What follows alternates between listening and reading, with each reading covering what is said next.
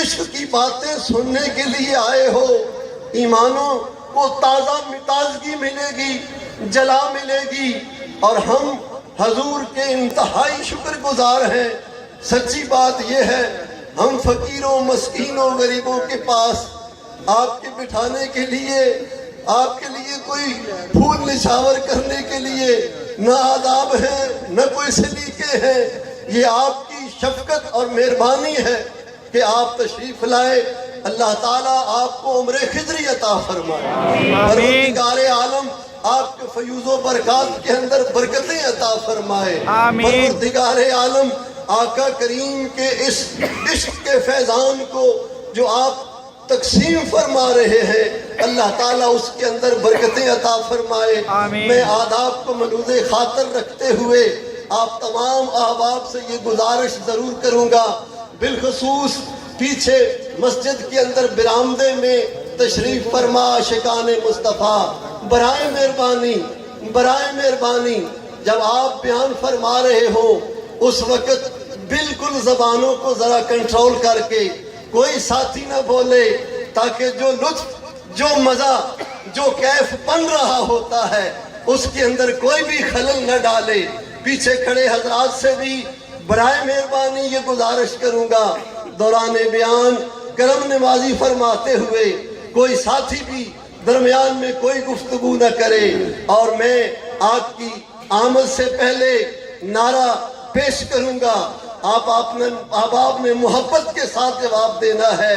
نعرہ تکبیر، نعرہ رسالت، نعرہ رسالت، نعرہ رسالت، نعرہ تحقیق، نعرہ غوثیہ، نعرہ حیدری۔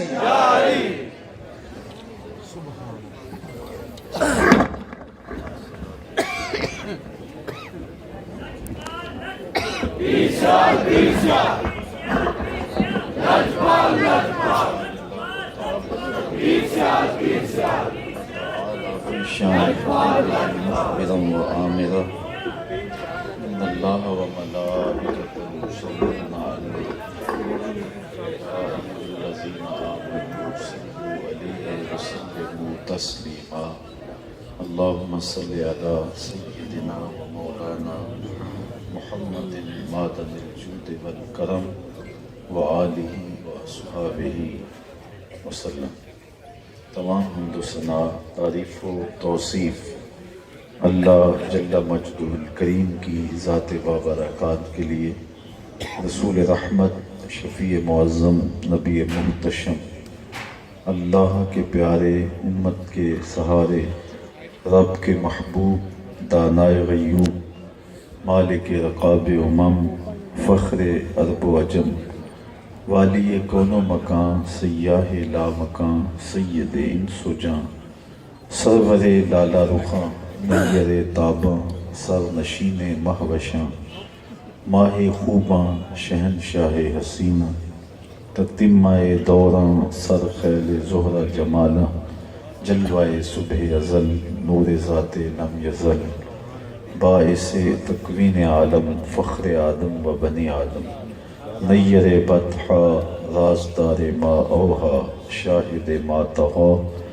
صاحب علم نشرہ، معصوم آمنہ، احمد مجتبیٰ، حضرت محمد مصطفیٰ صلی اللہ علیہ وآلہ وسلم کے حضور ناز میں اپنی عقیدتوں، ارادتوں اور محبتوں کا خراج پیش کرنے کے بعد واجب الاحترام، ذوی الاحتشام، معزز و مکرم سامعین، عالی مرتبت صدر مجلس حاضہ حضرت قبلہ اظہری صاحب زیدہ مجدہ، عالی مرتبت علماء کرام، سامعین، السلام علیکم ورحمۃ اللہ وبرکاتہ۔ میں مغرب کی نماز کے فوراً بعد پہنچنا تھا، لیکن ایک لمبی مسافت سے واپس آ رہا ہوں تو کوئی اندازہ نہیں تھا، تو تاخیر ہو گئی، اس پر مجھے شرمندگی ہو رہی ہے، چونکہ میرا مزاج یہ ہے کہ نماز مغرب سے نماز عشاء تک اپنے اجتماعات کو ہم ختم کرتے ہیں تاکہ لوگوں کو زیادہ دیر بیٹھنے کی تکلیف نہ دی جائے۔ خیر، میں آپ سے معذرت خواہ ہوں اور آپ یقیناً میری مجبوری کو سمجھتے ہوں گے۔ اللہ میری زبان پر کلمۃ الحق جاری کرے۔ آمین۔ آج میں نے منتظمین سے پوچھا کہ عنوان کیا ہے، تو انہوں نے یہی کہا کہ حضور کا ذکر چھیڑنا ہے، حضور کی بات کرنی ہے، چونکہ ان کی بات ایسی بات ہے جس پر بات ہی ختم ہو جاتی ہے، اور اہل ایمان ان کا ذکر کر کے اپنے قلوب کی تسکین کا ساماں کرتے ہیں۔ اتنا تذکرہ کسی کا ہوا نہیں آج تک جتنا میرے حضور کا ہو رہا ہے۔ میرے امام نے کہا تھا، کان جدھر لگا یہ تیری ہی داستان، گھر گھر تذکرے انہی کے ہیں، ہر لب پہ باتیں انہی کی ہیں۔ ربیع الاول کا موسم بیت گیا، ربیع الثانی بھی دامن سمیٹ چکا ہے، اب جمادی الاول بھی اپنے اختتام کی طرف بڑھ رہا ہے، لیکن حضور کی یادوں کی لو کم نہیں ہوئی۔ صدیاں قبل اس دنیا پہ جلوہ گر ہوئے تھے۔ ماحول کی شگفتگیاں بتاتی ہیں جیسے کوئی کل ہی گزر کے گیا۔ زمین سے آسمان تک، آسمان سے لامکاں تک ہے، کہاں کھولے تھے گیسو یار نے، خوشبو کہاں تک ہے۔ گلی گلی مہک رہی ہے، ہر آنگن پر بہار ہے، ان کا آنا کیا ہوا بزم عالمی سج گئی، پوری کائنات بقائے نور بن گئی، ناگہاں ساکن ہواؤں پر روانی آ گئی، اور چمن کے پتے پتے پر جوانی آ گئی۔ آج زانوئے ازل نے صبح پہ انگڑائی لی، اور مسکرا کر ایک کرن نے ہاتھ میں شہنائی لی۔ مخزن اسرار قدرت کے امی پیدا ہوئے، غل ہوا دنیا میں ختم المرسلی پیدا ہوا۔ اہل ایمان ان کا ذکر کر کے اپنے قلب کو قرار دیتے ہیں۔ میرے شہر کے ایک پنجابی شاعر ہیں ڈاکٹر اسحاق، انہوں نے تو قلم توڑ دیا، تینوں سینے دی میں ٹھانڈا کھاں، تینوں سینے دی میں ٹھانڈا کھاں، شہد گلاب تے کھانڈا کھاں۔ اور یہ انور مسعود صاحب مزاحیہ شاعر ہیں، لیکن نعت لکھنے پہ آئے تو اللہ اس پر کرم کرے، کیا نقشہ کھینچا، ان کا نام لبوں پر آئے، میٹھا میٹھا منہ ہو جائے، ان کے بول بہاروں جیسے اور اصحاب ستاروں جیسے، ان سا پیارا اور نہ کوئی، ان سے بچھڑ کے لکڑی روئی، جب وہ سیر کو جایا کرتے سر پہ بادل سایہ کرتے۔ دل آویز نام ہے، خوبصورت باتیں ہیں، اور اہل ایمان تسکین پاتے ہیں۔ آج پوچھنے والے ہمیں یہ بھی پوچھتے ہیں، یہ لکھا کہاں ہے؟ لکھے کی کمی نہیں، ہمارے علماء محققین دلائل کے انبار لگا دیتے ہیں، لیکن میں کہا کرتا ہوں، کیا ذکر رسول کے لیے بھی دلیل کی ضرورت ہے؟ کبھی ایسا ہوا ہے کہ پھولوں کا تذکرہ چھڑا ہو اور بلبل کہے لکھا کہاں ہے؟ بات شمع کی ہو رہی ہو، پروانہ دلیلیں ڈھونڈ رہا ہو، اور یہ بھی ممکن نہیں کہ بات سرکار مدینہ کی ہو رہی ہو اور امتی کو دلیل چاہیے۔ محب کے لیے اس سے بڑا سرمایہ ہی کوئی نہیں، کوئی اس کے محبوب کا ذکر چھیڑ دے۔ عید ذکر نعمان لنا فإن ذکرہ هو المسک ما کررتہ یتزوع۔ امام شافعی بولے، میرے ممدوح کی باتیں چھیڑو، ان کا ذکر ایسی کستوری ہے، تم جو سے چھیڑتے جاؤ گے خوشبو پھیلتی چلی جائے گی۔ سبحان اللہ۔ کستوری کا مزاج ہے، جتنا رگڑو گے اتنی خوشبو پھیلے گی۔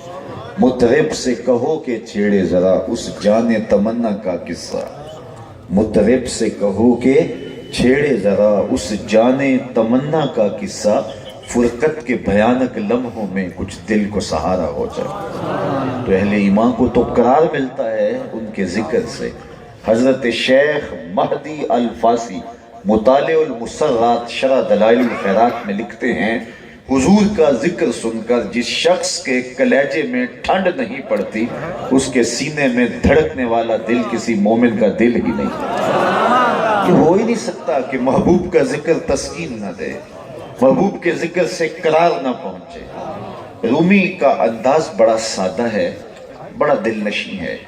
اللہ اکبر، تمثیل سے بات سمجھانے کا فن جانتے ہیں. اور اتنا بڑا آدمی ہے کہ اقبال نے بھی اسے اپنا مرشد مانا، اور جس کو اقبال نے مرشد مانا وہ مرشد ہی ہوگا نا. آج لوگ ہم سے مسئلہ پوچھتے ہیں فلاں بندے نے دھکا دیا تھا میری بیعت ہو گئی. میں نے کہا یہ کیسی بیعت ہے جو کسی کے دھکا دینے سے ہوتی ہے؟ یہ تو دل کا سودا ہے، اور دل اس کو دے جو دل بھر بھی نہ ہو. فلک نے بخشی ہے انہیں خواجگی، جو جانتے نہیں روش بندہ پروری کیا ہے. تو رومی کا انداز اور اقبال نے بڑی چھانٹ پھٹک کے ساتھ مرشد مانا. ایک مدت سوچتا رہا، اسی کشمکش میں گزری میری زندگی کی راتیں. کبھی سوز و ساز رومی، کبھی پیچ و تاب رازی.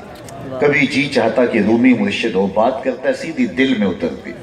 اور کبھی کہتے نہیں میرا مرشد راضی ہونا چاہیے، بات کرتا ہے دلائل کے انبار تو لگا دیتا ہے. گرب استدلال کارے دی بودے، فخر راضی رازدارے دی بودے. تو کبھی کہے کہ رومی میرا مرشد ہو، کبھی کہے راضی ہو. پھر ایک مدت سوچنے کے بعد فیصلہ کیا، نئے مہرہ باقی ہے نئے مہرہ بازی، جیتا ہے رومی ہارا ہے راضی. رومی کو اقبال نے مرشد مان لیا. رومی کا انداز کیا ہے؟ تمثیل کا. ایک مثال بیان کرتے ہیں چھوٹی سی، اور بہت بڑی حقیقت بیان کرنے کا فن جانتے ہیں. یہ جو ساری میں نے گفتگو کی 2 لفظوں میں رومی نے سمیٹی. کہتے کسی نے مجنو کو دیکھا ریت پہ لیلا لیلا لکھ رہا ہے، گزرتے ہوئے رک گیا. کہا یہ کیا کر رہے ہو؟ گفت مشق نام لیلا می کنم، خاطر خود را تسلی می دہم. کہنے لگا اپنے محبوب کا نام لکھ لکھ کے دکھی دل کو قرار دے رہا. رومی کہتے ہیں اگر لیلا کا نام مجنو کو تسکین دیتا ہے تو حضور کا نام امتی کو تسکین نہیں دیتا. اور میں کہا کرتا ہوں میں خانہ سہارا دیتا ہے نہ جام سہارا دیتا ہے، ہم کو تو مدینے والے کا ایک نام سہارا دیتا. ٹھنڈ پڑ جاتی ہے سینے میں جب کسی کے لبوں پہ ان کے نام کا چراغاں ہوتا ہے. کتنا دل آویز نام ہے، کتنا میٹھا نام ہے. یہ نام کوئی کام بگڑنے نہیں دیتا، بگڑے بھی بنا دیتا ہے نام محمد صلی اللہ علیہ وسلم. تو ان کا ذکر قلب کی تسکین، روح کا قرار ہے. چلو میں تمہیں دلیل کے جہاں بھی لیے چلتا ہوں. مسجد نبوی کا صحن ہے، ہجوم عاشقاں ہے. اللہ کے محبوب حجرہ انور میں جلوہ فراز.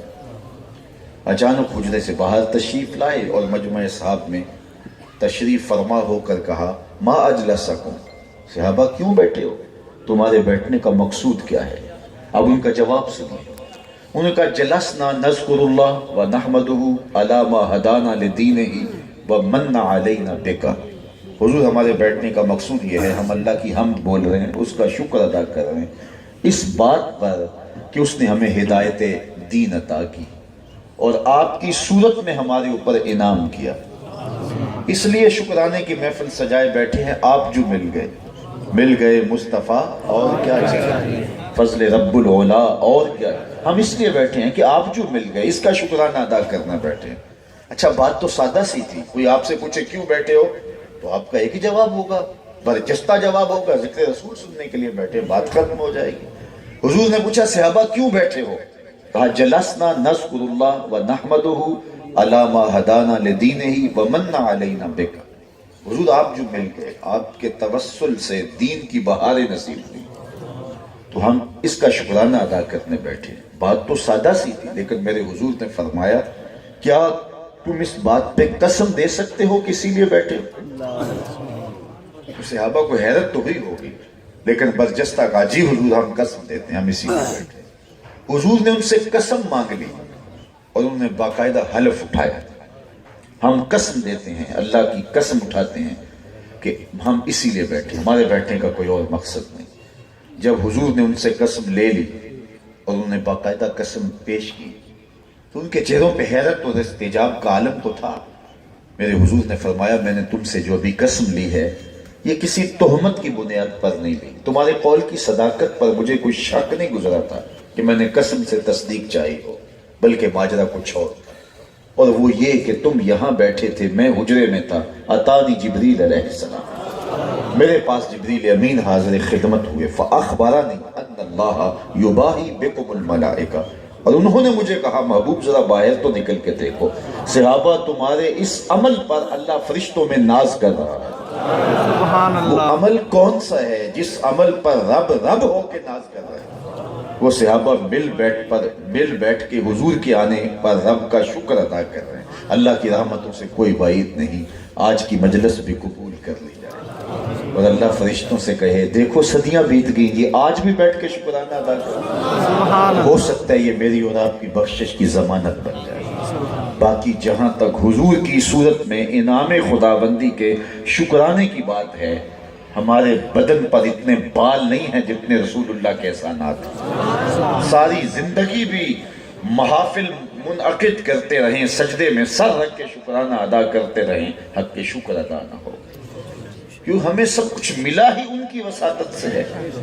خدا تک رسائی تو بڑی دور کی بات ہے، ہم خود آشنا بھی نہ ہوتے اگر حضور نہ آتے، ہمیں اپنی ذات کا تعقل بھی نہ ملتا، خودی سے آشنائی بھی نہ ملتی اگر یہ در نصیب نہ ہوتا، یہ چوکھٹ نہ ملتی۔ مجھے بتاؤ انسان اشرف المخلوقات ہے کہ نہیں؟ لیکن باوصف کے وَلَقَدْ كَرَّمْنَا بَنِي آدمہ کا تاج اس کے سر پہ ہے، مسجود الملائکہ ہے، لیکن اس نے اپنی پیشانی کا تقدس کہاں کہاں پامال نہیں کیا۔ درختوں کو اس نے پوجا، حشرات الارض کی پوجا پاٹ اس نے کی، اجرام فلکیہ کو اس نے معبود سمجھا، چوپایوں کے آگے اس نے اپنی پیشانی رگڑی، پتھر اور مٹی کے بنے ہوئے مادیوں کے چرنوں میں اپنا سر اس نے رکھا، اسے پتہ ہی نہیں تھا کہ میں ہوں کون۔ انسان کی تاریخ تو اتنی شرمناک ہے، یہ کبھی آپ نے دیکھا ہوگا کہ کانٹے کے ساتھ کیچوا لگا کے مچھلی پکڑی جاتی ہے؟ کسی زمانے میں یہ کیچوا بھی انسان کا معبود رہا، اس نے سانپوں کو پوجا، بچھوؤں کو پوجا، چلتے پانیوں کی پرستش کی، جلتی آگ کو معبود سمجھا، چلتی ہواؤں کو اپنا خدا سمجھتا رہا، کیڑے مکوڑوں کو اپنا معبود، سانپوں اور بچھوؤں کو اپنا خدا سمجھتا رہا۔ اسے پتہ ہی نہیں تھا کہ میں کون ہوں۔ یہ چیزیں تو انسان کی خدمت کے لیے بنائی گئی، یہ جانور اس کی سواری کے لیے، بار برداری کے لیے، دودھ اور گوشت کی ضروریات کی فراہمی کے لیے پیدا کیے گئے، یہ ان کو معبود سمجھ رہا ہے۔ یہ چاند سورج ستارے اس کی راہوں میں روشنی اجالنے کے لیے، اس کے ذوق نظارہ کی تسکین کے لیے پیدا کیے گئے، یہ ان کو معبود سمجھ رہا ہے۔ یہ درخت اس کی ضروریات کے لیے پیدا کیے گئے، آکسیجن فراہم کرنے کے لیے، چھاؤں دینے کے لیے، پھل دینے کے لیے، اس کے ایندھن کے کام آنے کے لیے پیدا کیے گئے، یہ ان کو معبود سمجھ رہے۔ یہ تو میرے حضور نے آ کے بتایا یہ تیرے معبود نہیں ہیں، یہ نوکر ہیں تیرے۔ چاند کو پوچھتا ہے یہ دیکھ انگلی اٹھتی ہے اور وہ ٹکڑے ہو کے قدموں میں آتا ہے، سورج کو پوچھتا ہے یہ دیکھ اشارہ ہوتا ہے وہ بھاگتا ہوا اثر کے وقت پہ آتا ہے، درختوں کو پوچھتا ہے جا میں نہیں تو ہی کہہ دے تمہیں اللہ کا رسول بلا رہا ہے، پتھروں کو پوچھتا ہے دیکھ مٹھی ابو جہل کی ہے، پتھر کلمے محمد عربی کے پڑھے۔ اب انسان کی آنکھ کھلی کہ میں کون ہوں، اب اس کی خود سے ملاقات ہوئی، اب اسے سمجھ آئی کہ میں ہوں کون۔ اے تماشا گاہ عالم روئے تو کجا بہرے تماشا می روی، کائنات کا چرخ تیرے گرد گھوم رہا ہے، تو کس کو تلاش کر رہا ہے۔ اب اسے سمجھ آئی کہ میں کون ہوں، اب اس کا لہجہ ہی بدل گیا، اس کی ٹون ہی تبدیل ہو گئی۔ اب بولا فرشتہ کہنے سے میری توقیر گھٹتی ہے، فرشتہ کہنے سے میری توقیر گھٹتی ہے، میں مسجود ملائک ہوں، مجھے انسان رہنے دو۔ اسے اب پتا چلا میں کون۔ خود سے ملاقات اب ہوئی جب حضور کا در ملا، حضور کی چوکھٹ ملی، کانپتا ہے دل تیرا اندیش آئے طوفان سے کیا، نا خدا تو بحر تو کشتی بھی تو ساحل بھی تو، دیکھ آ کر کوچائے جا کے گرے با میں کبھی، کیس تو لیلا بھی تو صحرا بھی تو محمل بھی تو، وائے ناکامی کہ تو محتاج ساقی ہو گیا، میں بھی تو مینا بھی تو مستی بھی تو حاصل بھی تو، آہ کس کی جستجو آوارہ رکھتی ہے تجھے، راہ تو رہرو بھی تو رہبر بھی تو منزل بھی تو، بے خبر تو جوہر آئینہ ایام ہے، تو زمانے میں خدا کا آخری پیغام۔ حضرت انسان کو اب پتا چلا کہ میں ہوں کون، میری شناخت کیا ہے۔ اب اسے سمجھ آئی پرے ہے چرخے نیلی فام سے منزل مسلمہ کی، ستارے جس کی گرد راہوں وہ کارواں تو ہے۔ اسے خود سے ملاقات ہی تب ہوئی جب حضور کا در ملا۔ سید سلیم گیلانی کی قبر پہ اللہ کروڑوں رحمتیں نازل کرے، ذرا دیکھیے اس کا لہجہ۔ آج تو ہمارا نعتی ادب پامال ہو گیا نا، ان پڑھ شاعر اور ان پڑھ پڑھنے والے اور نافہموں کی واہ واہ، بٹن ٹھاں کر دیتے ہاں کر دینے کیجئے، یہ شاعری ہے؟ سنو کیا کہہ رہے ہیں وہ، دیکھیے نعت اسے کہتے ہیں، نہ خرد کی روشنی تھی نہ جنوں کی آگہی تھی، نہ خرد کی روشنی تھی نہ جنوں کی آ گئی تھی، تیری رہبری سے پہلے یہ جہاں جہاں نہیں تھا، تیری رہبری سے پہلے یہ جہاں جہاں نہیں تھا، تیرے آستان سے پہلے کوئی آستان نہیں تھا، میں وہ زمین تھی جس کا کوئی آسمان نہیں تھا۔ تو زندگی کا سارا جمال اور زندگی کا سارا حسن حضرت انسان کو ملا ہے تو آمنہ کے لال کی دہلیز سے ملا، اور اگر یہ درد نہ ملتا تو انسانیت آج بھی دھکے کھا رہی ہوتی۔ آپ دیکھتے نہیں اپنی ہمسائیگی میں پی ایچ ڈی ڈاکٹر ہے اور بت کے آگے ہاتھ جوڑے کھڑا ہے، اس کی عقل و بینش، اس کا فہم و ادراک اسے نہیں بتا رہا کہ اپنے بدن پہ بیٹھی مکھی تو اڑا نہ سکے، میری ضروریات کا کفیل کیسے ہو سکتا ہے، لیکن ہاتھ جوڑے کھڑا ہے۔ M B B S doctor ہے اور گائے کے پیشاب کو تبرک سمجھ رہا ہے۔ میں ایک دیہات کا رہنے والا ہوں، میں نے اپنی مسجد کی ٹوٹیوں پہ ایک 7 سال کا بچہ دیکھا کہ جو اپنے پانچے کو مل مل کے دھو رہا تھا، تو میں نے جھڑکنے کے لہجے میں کہا اتنا تم نے پانی کھولا ہے؟ تو لجاجت بھرے لہجے میں جواب دیتا حضرت میں گلی سے گزر رہا تھا، کسی جانور کے پیشاب کا چینٹا پڑ گیا اور میں سکول جا رہا ہوں۔ وہ کسی درس نظامی کا فارغ التحصیل نہیں تھا کہ نجاست غلیظہ و خفیفہ کے فرق کو سمجھتا ہو، وہ ایک عام بچہ تھا 2ری 3ری کلاس کا۔ میں سوچنے پہ مجبور ہو گیا اس ڈاکٹر کو تو سمجھ نہیں آئی، اس 7 سال کے بچے کو سمجھ آ گئی کہ یہ پانچے کے اوپر پیشاب کا پڑا ہوا غیر مری چھنٹا بھی گوارا نہیں کرتا، اور وہ گائے کے پیشاب کو تبرک سمجھ رہا ہے۔ تو اندر سے آواز آئی وہ ڈاکٹر ہے لیکن اس کے ہاتھ میں دامن میرے حضور کا نہیں، اور یہ ہے بچہ لیکن ماں نے گٹی میں پیار حضور کا دیا ہے، اس لیے تقدس اس کی روح تک اتر گیا ہے۔ نہ خرد کی آگہی تھی نہ خرد کی روشنی تھی نہ جنوں کی آگہی تھی، تیری رہبری سے پہلے یہ جہاں جہاں نہیں تھا۔ تو زندگی کا سارا جمال، زندگی کا سارا حسن حضرت انسان کو ملا ہے تو حضور کی چوکھٹ سے۔ یہ در نہ ملتا تو انسان آج بھی بھٹک رہا ہوتا، ہماری پیشانیاں آج بھی رسوا ہو رہی ہوتی، ہمارے سجدے آج بھی بتوں کے چرنوں میں ہوتے اگر حضور کا در نہ ملتا۔ اس وقت دنیا کے اوپر 4200 کے قریب مذاہب پائے جاتے ہیں، کوئی کہیں سر مار رہا ہے کوئی کہیں سر مار رہا ہے، تمہیں مبارک ہو، حضور نے تمہیں زندگی گزارنے کی راہیں بتا دی، زندگی کا حسن نصیب ہو گیا، زندگی کا جمال نصیب ہو گیا۔ اقبال جھوم کے کہا کرتے تھے نام تو از پدر آموختم، حضور آپ کا نام میں نے اپنے باپ سے سیکھا تھا، انہوں نے مجھے سکھایا تھا، اور زندگی کا نور اور سرور مجھے اس چوکھٹ سے نصیب ہوا، اور یہ در نہ ملتا۔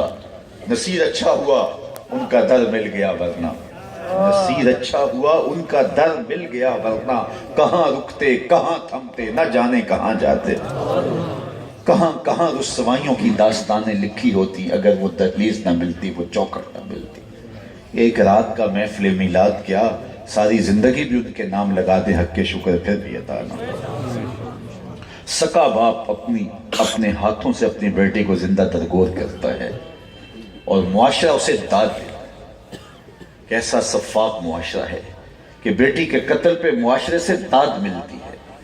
اتنا بڑا جرم، قیامت کے دن آپ جانتے ہیں سب سے پہلا سوال نماز کا ہوگا اور سب سے پہلا فیصلہ قتل کا ہوگا۔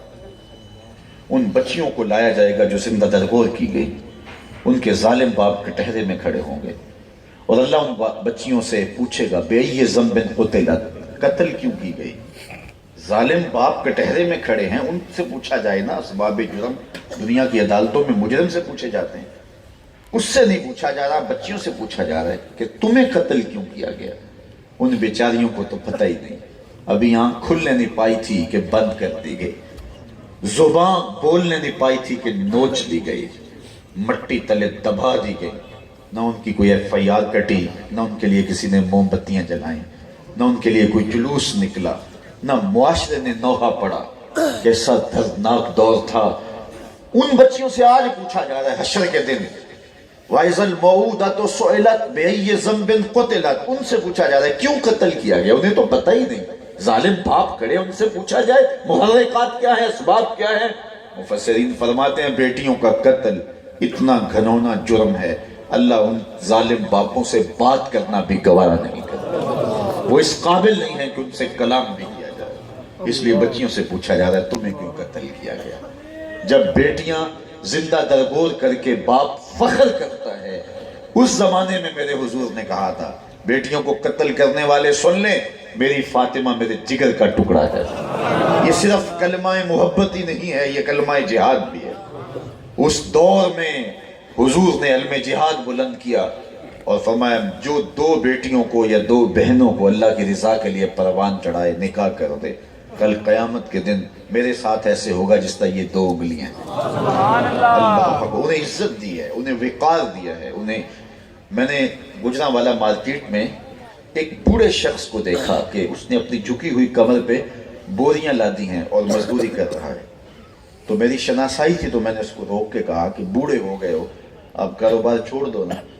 تو مجھے اس کا لہجہ آج تک نہیں بھولا. اس نے ایسے انگشت کھڑی کی اور آنکھوں میں نمی تیر آئی. کہنے لگا حضرت ابھی ایک بچی رہتی ہے جس کا میں نے نکاح کیا. میں سوچ میں پڑ گیا یہ باپ تو زندہ درگور کرتا تھا, آج یہ جھکی ہوئی کمر پہ بوریاں لاد کے مزدوری کر رہے. یہ بھائی تو کاٹ دیتا تھا کل میرا کوئی بہنوئی نہ کہلائے, آج یہ فیکٹری میں اوور ٹائم لگا رہا ہے کہ میں نے بہن کے ہاتھ پیلے کر دیں. یہ باپ پردیس کاٹ رہا ہے کہ میں نے بیٹیوں کے ہاتھ پیلے کرنے ہیں. ان کے سینے میں بیٹیوں کا بہنوں کا پیار کس نے ڈالا؟ آواز آئی میلاد والے رسول نے. میلاد والے رسول نے. نہ خرد کی روشنی تھی نہ جنوں کی آگہی تھی, تیری رہبری سے پہلے یہ جہاں جہاں نہیں. زندگی کیا تھی؟ ایک وحشیوں کا جو ہے وہ ماحول تھا کائنات کے اوپر. قرآن بتاتا ہے نا وَإِذَا الْمَوْءُودَةُ, تو قرآن بتاتا ہے فَوَيْلٌ لِّلْمُصَلِّينَ الَّذِينَ هُمْ عَنْ صَلَاتِهِمْ سَاهُونَ. اس سے قبل ارشاد فرمایا فَذَلِكَ الَّذِي يَدُعُّ الْيَتِيمَ. یہ وہ بد نصیب لوگ ہیں جو یتیموں کو دھکے دیتے ہیں. یہ قرآن نے یوں ہی نہیں کہا, عملاً دھکے دیتے ہیں. دیکھیے کھانا دینا اور بات ہے, کھانا دینا اور بات ہے. بچی ہوئی دیکھ مدرسے میں